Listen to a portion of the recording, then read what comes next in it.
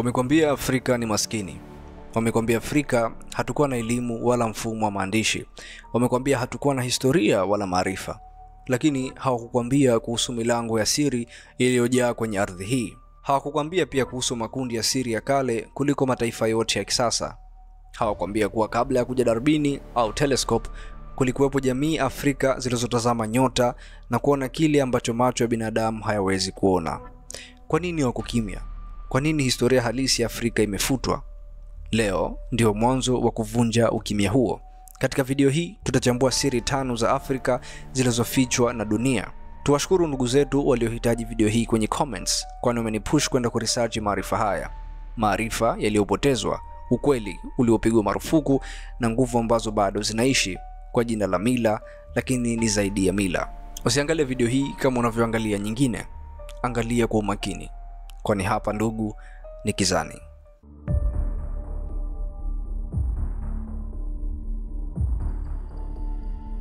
Mtazamaji, jaribu kuvuta fikra kana kwamba wewe ni mgeni wa kizungu ukitembea jangwa la Afrika Magharibi kwa mara ya kwanza, na kwa bahati unakutana na kijiji cha kizamani sana.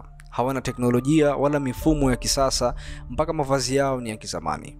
Ila bila kugundua, hii ni jamii moja ya ajabu sana, na inasema wanajua kitu ambacho hadi leo wanasayansi bado wanashangazwa. Hii ni jamii ya Wadogon wanaoishi nchini Mali. Kwa karne nyingi walikuwa na hadithi ya ajabu kuhusu nyota inayoitwa Sirius, pamoja na nyota ya pili, Sirius B, ambayo haionekani kwa macho ya kawaida. Walisema nyota hiyo ni ndogo sana, nzito sana, na huzunguka nyota kubwa ya Sirius kila baada ya miaka 50. Kumbuka, hii ni jamii ya kienyeji, haina vifaa vya kisasa, lakini wanatoa maelezo sahihi kabisa ya kisayansi kuhusu nyota hii. Swali ni moja, walijuaje? Wanasayansi wawili kutoka Ufaransa, Marcel na Germain, walifika katika kijiji hichi huko Afrika katika miaka 1930 na kuhoji wazee hawa wa Dogon. Huko walihadithiwa hadithi ya Nomo. Nomo ni viumbe wa angani waliokuja zamani na kufundisha wanadamu kuhusu nyota. Dogon walieleza kwa undani kuhusu nyota ya siri ambayo hadi wanasayansi wa kisasa walikuwa bado hawajaiona. Na unajua nini kinashangaza zaidi? Kiukweli nyota hiyo ya Sirius B iligunduliwa rasmi na darubini mwaka 1862, ila bado haikuweza kuonekana vizuri hadi miaka 1970.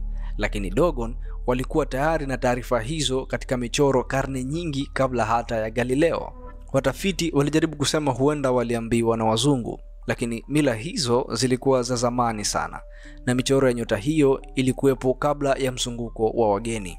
Walisema pia kuna nyota ya tatu, Sirius C, ambayo hadi leo wanasayansi wanajadiliana kama ipo kweli. Sasa mtazamaji, jiulize, hivi jamii hii toka Afrika, jamii isiyokuwa na maendeleo, inawezaje fahamu nyota hizi zisizoonekana kwa macho kwa usahihi mkubwa? Wakati tunaambiwa Afrika hawakuwa na historia nzuri ya kielimu. Pia je, inashawishi kwako jibu ni kwamba walihadithiwa tuna wageni? Naomba comments hapo chini. Hadi sasa Wadogon na elimu yao ya nyota za Sirius zinabaki kuwa moja ya mafumbo makubwa ya Afrika, na ushahidi kuwa maarifa yao ya kale hayakuwa ya kawaida.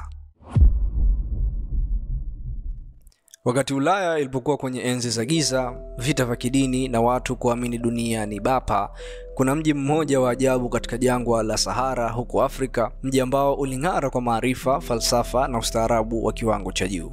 Mji huo ni Timbuktu, uliopo nchini Mali. Watu wengi mji huo wanaochukulia kama stori za kale tu, bila kufahamu kinachofichwa ndani yake. Tuliza akili mtazamaji, ni kufunulia ukweli unaotikisa historia. Katika karne ya 14 hadi ya 16, Timbuktu ilikuwa kitovu cha elimu cha Afrika na dunia nzima.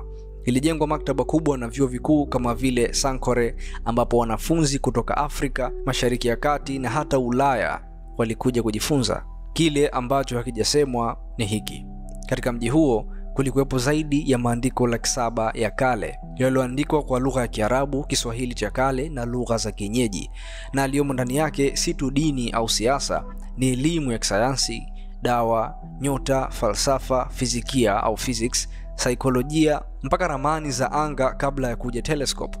Yaani ndani ya maandiko haya kuna mizunguko ya sayari, jinsi ya kutambua magonjwa ya mwili kwa kutumia mapigo ya moyo, na hata mizunguko ya maisha ya wanadamu kwa kutumia hesabu na nishati. Yapo pia maandiko ya alchemy, astronomy na undani wa nafsi ya mwanadamu. maarifa ambayo leo yanapatikana kwenye vitabu vya siri au vya kioccult. Mtazamaji, fikiri sasa tungekuwa wapi ingekuwa yote haya hajataifishwa na kufichwa, kama hatukoporwa na tukaambiwa sisi sio kitu. Kama kipindi hicho tayari tuna maendeleo makubwa, je, sasa Afrika ingegusika? Naomba nikupe historia fupi nini kilitokea hasa. Wakati wa koloni walipoingia Afrika, walichoma baadhi ya maandiko hayo na mengine wakayachukua kimya kimya. Walijua kabisa kuwa maarifa ya kweli ya dunia hii yalikuwa ndani ya library ya Timbuktu. Hivyo kilichobaki ni kuhakikisha yanabaki ndani ya mikono yao tu. Ila kwa wale wasomi wasikatike moyo, kwani bahati tumebakisha kitu, kwani hadi leo tunayo baadhi ya maandiko yaliyotunzwa. Haya kupotea yapo kwenye familia chache zinazohifadhi na kupokezana kisirisiri. Kuna juhudi kubwa za kuyahifadhi ili yasipotee, ila kupata kuyasoma ni vigumu mno. Ila msijali, channel ya Kizani itajitahidi kufukua na kukuleteeni katika video za mbeleni. Wakati watu wengi wakiamini kuwa majengo ya kale ya barani Afrika yalikuwa ya udongo na nyasi, kuna ushahidi unaonyesha picha tofauti kabisa. Ushahidi ambao unatetemesha historia ya dunia. Katikati ya Zimbabwe ya leo, yapo magofu makubwa yanayoitwa Great Zimbabwe, na haya si magofu ya kawaida. Ni mji wa kale uliojengwa kwa mawe yaliyopangwa kwa ustadi wa ajabu, bila kutumia saruji wala udongo kama gundi ya kuleta ushikamano. Mawe haya yalikatwa kwa usahihi wa kustaajabisha na yakapangwa hadi kufikia kimo cha mita 11 kwa muundo usioanguka, muundo uliosimama hadi leo. Na hizo sio nyumba au kuta chache kama pambo, hapana. Hili lilikuwa ni jiji. Lilikuwa na mitaa, minara, maboma na sehemu za ibada. Mji huu ulikuwa na uwezo wa kuchukua zaidi ya watu 10,000. Watafiti wa zamani, hasa wa kikoloni, walikataa kuamini kuwa Waafrika wa kale waliweza kujenga kitu cha aina hii. Walidai bila ushahidi kuwa huenda wa Misri au Waarabu walikuja wakawajengea.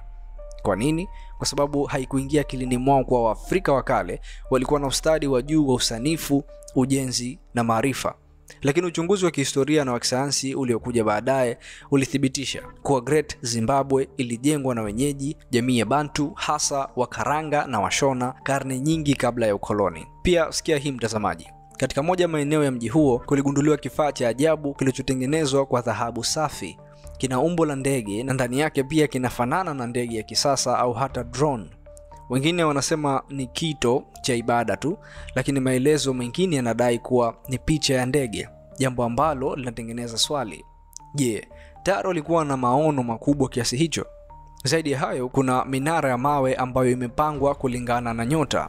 Uhusiano wa kiusawaziko kati ya muundo wa minara na nafasi za mbingu umewafanya wengine kuamini kuwa walikuwa na maarifa ya nyota, si kwa usanii tu, bali kwa mawasiliano na dunia ya juu zaidi. Sasa jiulize hili, kivipi jamii hii ilikuwa na wachimbaji wa dhahabu, mafundi wa mawe na wachunguzi wa anga, wakati maeneo mengine ya dunia kulikuwa bado kunajifunza mambo haya? Je, ni kweli kuwa historia yetu iliandikwa upya ili kufuta fahari ya Afrika, au ni sisi wenyewe tuliokubali kusahau?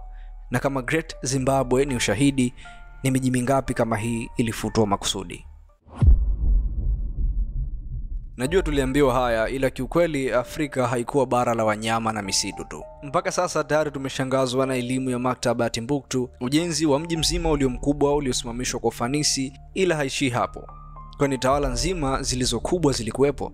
Watazamaji, Afrika kulikuwa na falme zilizoandikwa kwenye maandiko matakatifu, zilizosikika hadi mataifa ya mbali.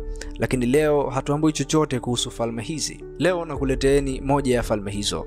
Mtazamaji, karibu Ethiopia, nchi ambayo wengi huona kama maskini kwa sasa, lakini ilikuwa makao ya moja ya ustaarabu wa kale, ustaarabu wa kifalme na wa kustaajabisha, ufalme wa Aksum.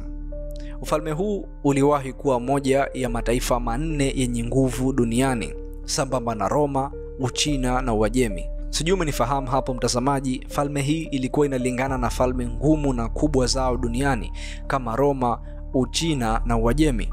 Ila mbona hatujawahi kufundishwa kuhusu Aksum? Mbona hatujui? Mbona tunauoni tofauti juu ya Ethiopia? Naomba nikupe historia fupi. Karne nyingi zilizopita, Aksum ilikuwa kitovu cha biashara, dini na teknolojia. Bandari zake zilipokea meli kutoka India, Uajemi, Rumi na maeneo mengine. Ndani yake walitengeneza sarufi zao wenyewe, waliandika maandiko ya kale na walikuwa na mfumo wa kisasa wa utawala. Lakini zaidi ya hayo, kulikuwa na jambo moja ambalo linaifanya Ethiopia kuwa tofauti kabisa. Jambo hilo ni sanduku la agano. Ndiyo mtazamaji, sanduku ile kutoka kwenye Biblia, sanduku lililobeba mawe ya Musa yenye amri 10.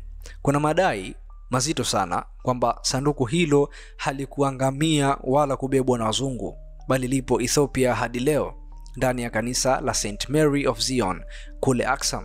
Kanisa hilo linahifadhiwa na mtu mmoja tu aliyepewa kazi ya kulilinda maisha yake yote.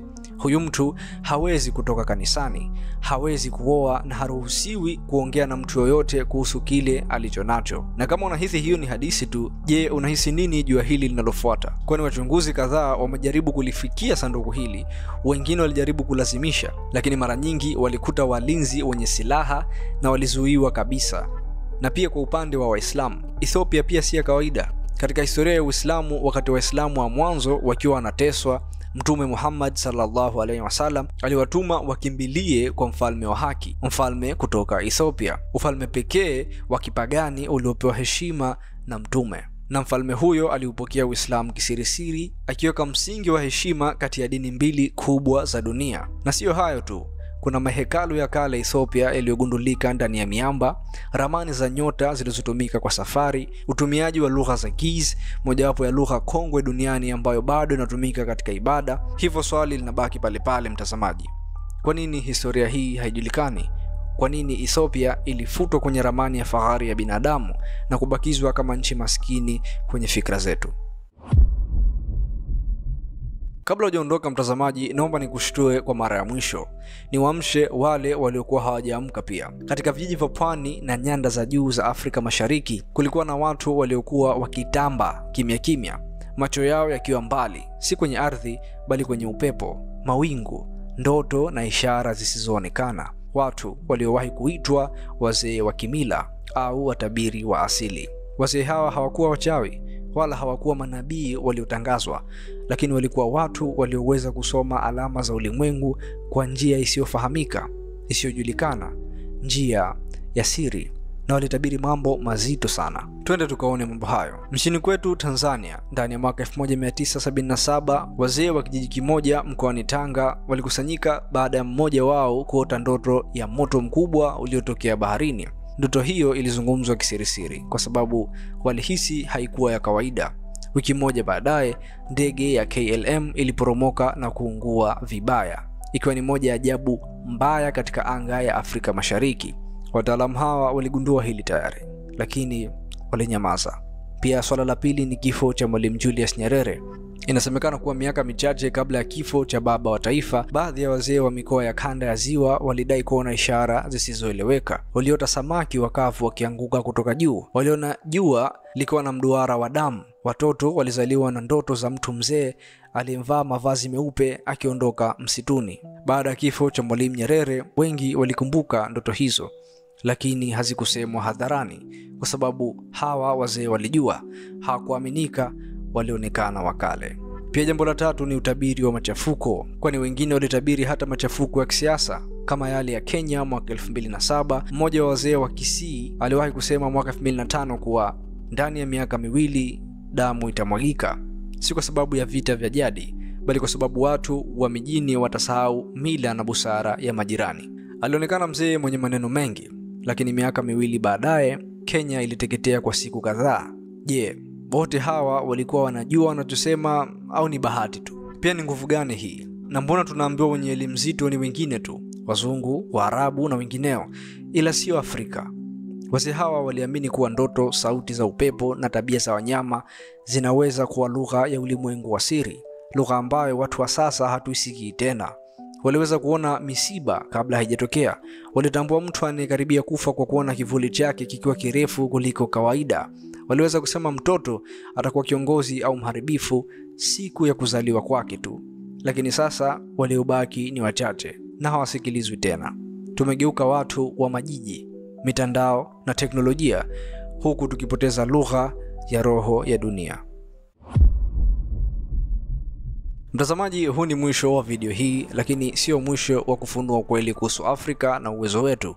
Huu ni mwanzo wa kutafakari upya historia, nguvu na siri za Afrika. Sisi ni nani na wapi tumetokea? Pia kama nilivyosema hapo nyuma, nitajitahidi mno kufukua maandiko ili tupate kujifunza. Usisahau ku-like, ku-comment na kusubscribe. Hii ni Kizani, sehemu ambayo siri na elimu nzito hufichuliwa.